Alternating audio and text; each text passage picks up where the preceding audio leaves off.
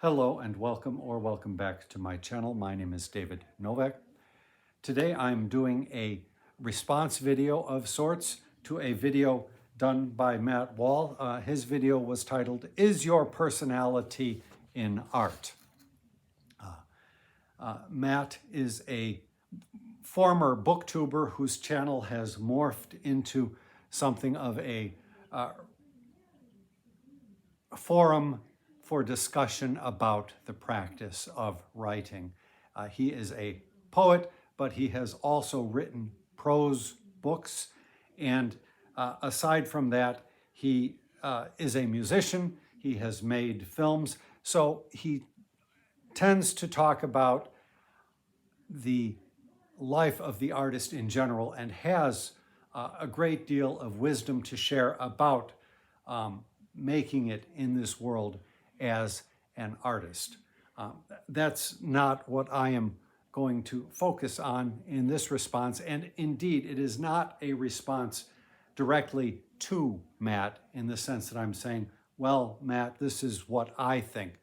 Not that at all. It's just that his video, his question, conjured up some memories, and so this video of mine will be mostly reading some excerpts from T.S. Eliot's well-known essay, Tradition and the Individual Talent, published in 1919. I couldn't find it at first. Who knew that his most famous essay would be in his selected essays?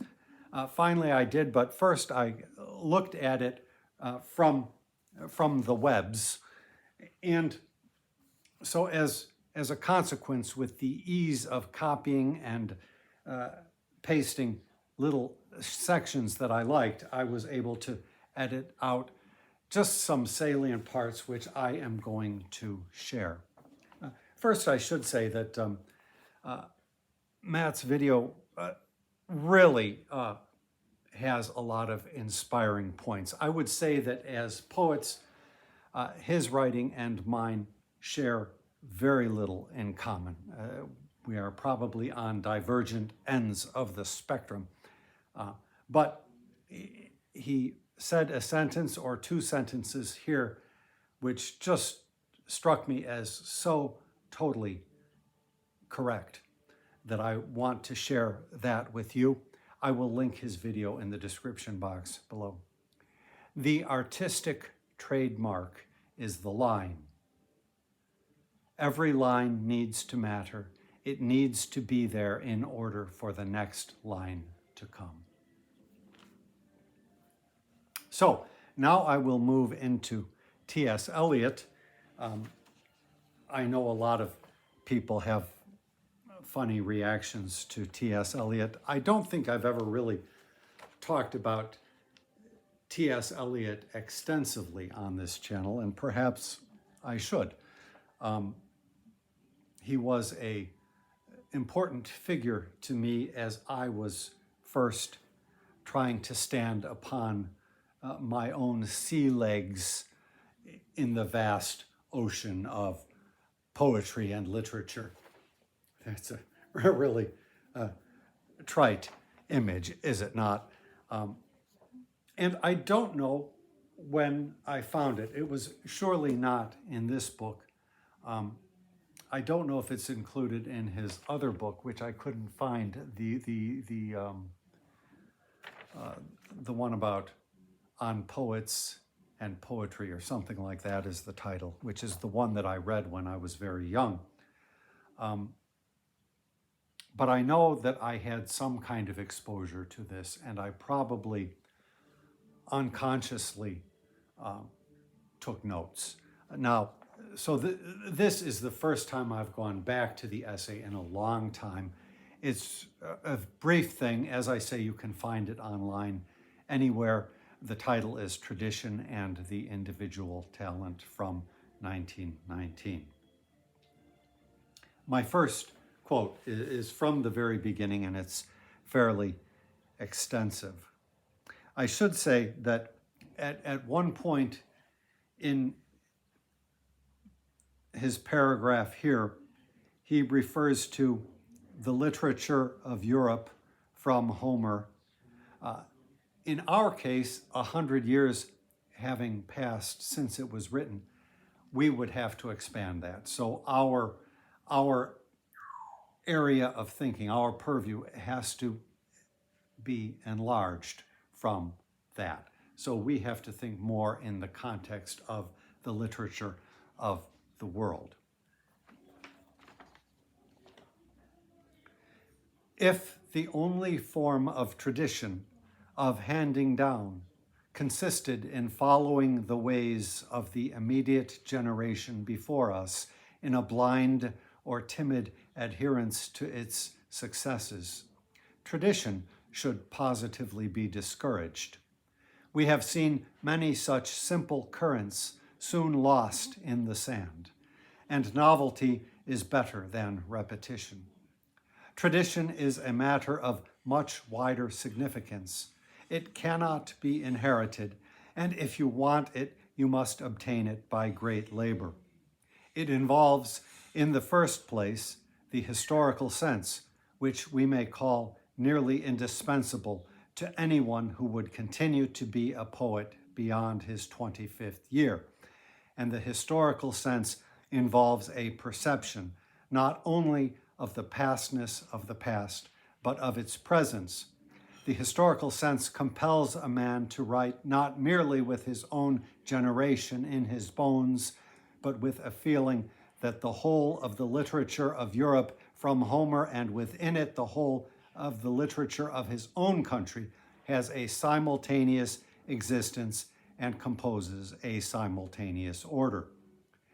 This historical sense, which is a sense of the timeless as well as of the temporal, and of the timeless and of the temporal together, is what makes a writer traditional. And it is at the same time what makes a writer most acutely conscious of his place in time, of his own contemporaneity. Just to break here for a second, that last little bit, I was hoping to omit that. It's really kind of gnarly and hard to follow. I don't think I got it until just now reading it, and I don't think that was evidenced in my speaking of it. But there was no clean way to break off from that. And now that I understand it, I think it makes sense. But you will have to grapple with the text yourself if that didn't seem clear. The next paragraph immediately upon that one continues. No poet, no artist of any art has his complete meaning alone. His significance, his appreciation is the appreciation of his relation to the dead poets and artists. You cannot value him alone. You must set him for contrast and comparison among the dead. I mean this as a principle of aesthetic, not merely historical criticism. The necessity that he shall conform, that he shall cohere, is not one-sided. What happens when a new work of art is created is something that happens simultaneously to all the works of art which preceded it.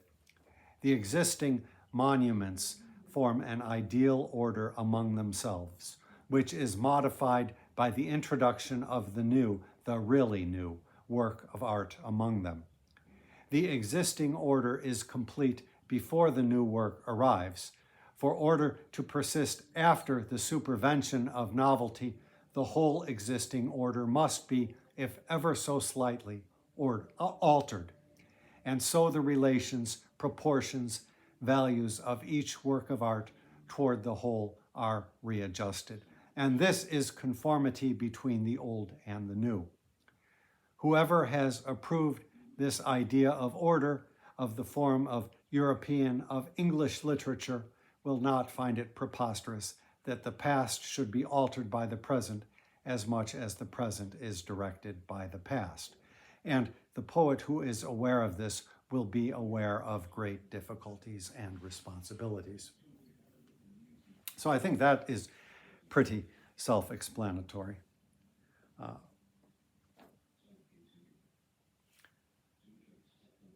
I don't think any of that delves into Matt's point as yet, but it is coming, and The part that's coming is very well known. If you're young, you may have never heard of it, or if you haven't really read much about Eliot, but it is referred to a lot.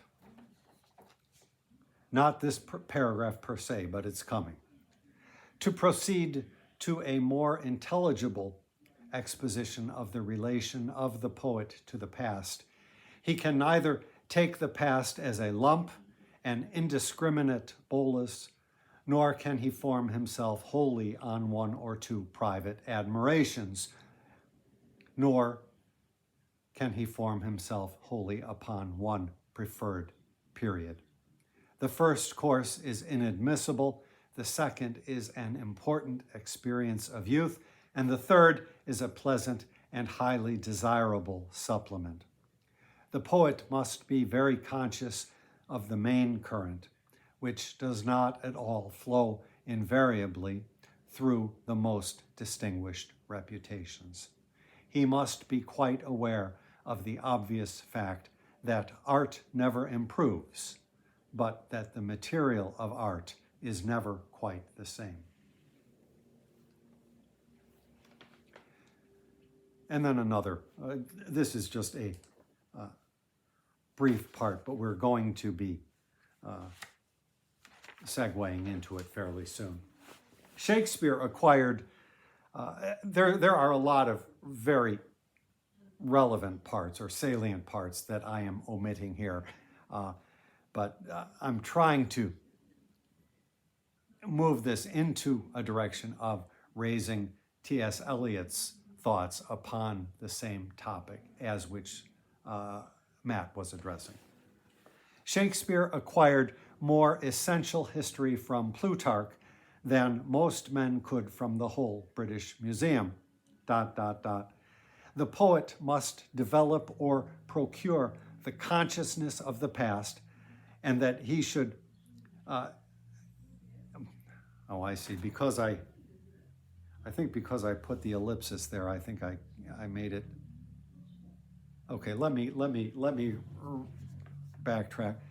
Shakespeare acquired more essential history from Plutarch than most men could from the whole British Museum. The poet must develop or procure the consciousness of the past, and ... He should continue to develop this consciousness throughout his career. What happens is a continual surrender of himself as he is at the moment to something which is more valuable. The progress of an artist is a continual self-sacrifice, a continual extinction of personality.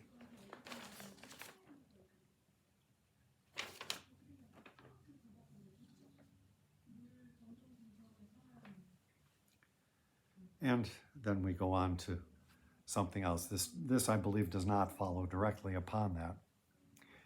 I hinted by an analogy that the mind of the mature poet differs from that of the immature one, not precisely in any valuation of personality, not being necessarily more interesting or having more to say, but rather by being a more finely perfected medium in which special or very varied feelings are at liberty to enter into new combinations.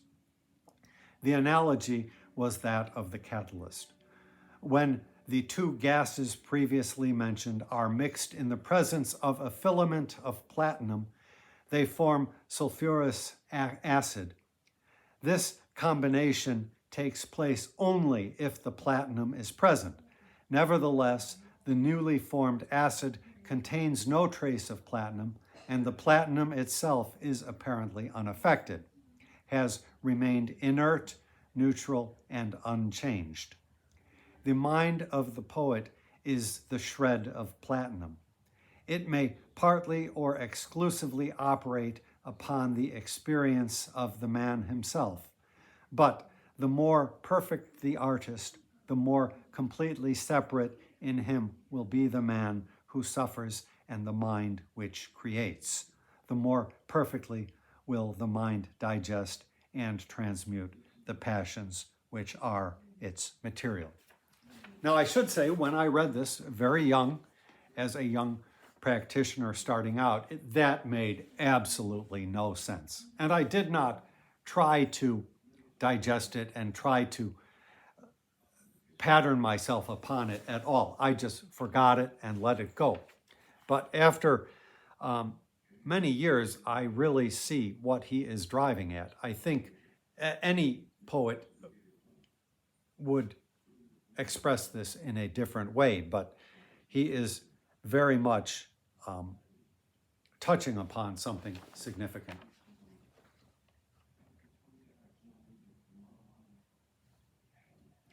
The point of view which I am struggling to attack is perhaps related to the metaphysical theory of the substantial unity of the soul.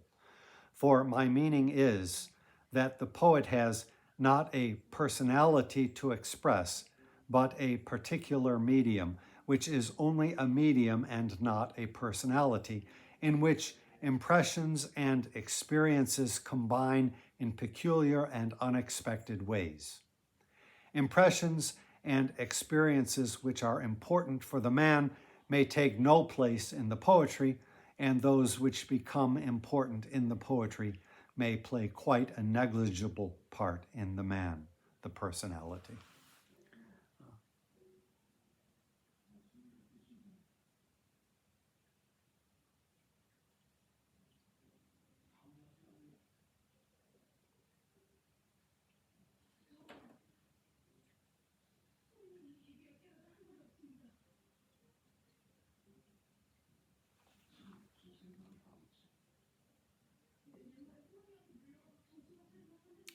I'm just thinking that I missed something here because I think I missed the most famous part.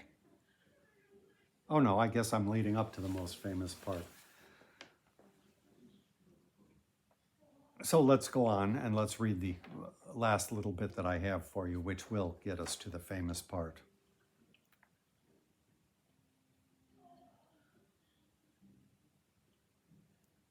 What he says in what I just read is dead on, though.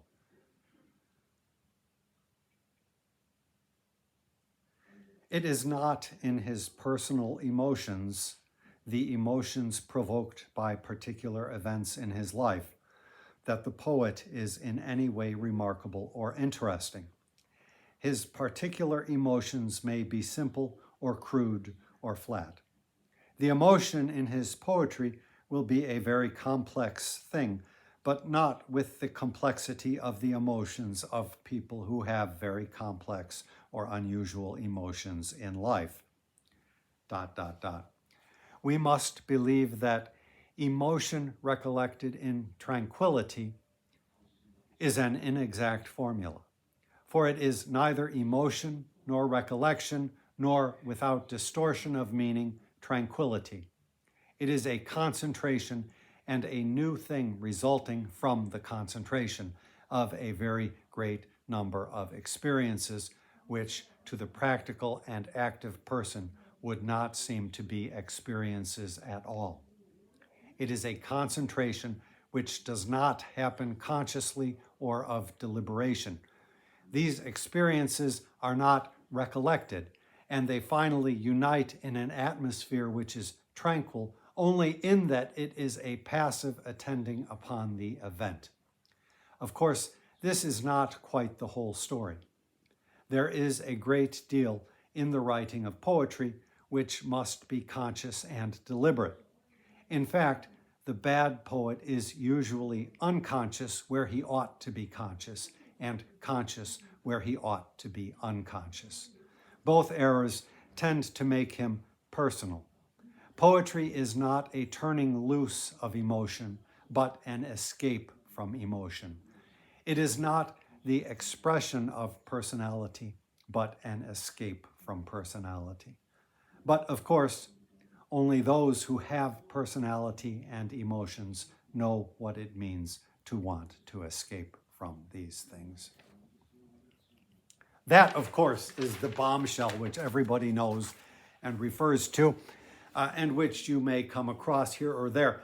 But it really is meaningless without all of the preceding. And I would even argue the succeeding. The whole essay is worth your time. It's all over the place, again, titled Tradition and the Individual Talent. I could say more about that. Where he says, he quotes emotion recollected in tranquility. That is a hearkening back to William Wordsworth, who I think gave that as a definition of poetry. You may be aware that poetry has two types. There are poets who receive the inspiration from the muses and just put it out there. That is one type. Coleridge would be an example of that. And then you have the Wordsworthian type, which is where you have a poet who does not particularly deal in inspiration. He deals in hard work, and he works at it, and he builds it up. The two types of poet are not mutually exclusive. So Coleridge did a lot of work, and his purely inspired poems perhaps are fewer than we would like. Wordsworth, on the other hand, being a poet who worked at it, was not without his moments of inspiration. And so you find poems of utter inspiration in his work as well. It's just merely a matter of approach.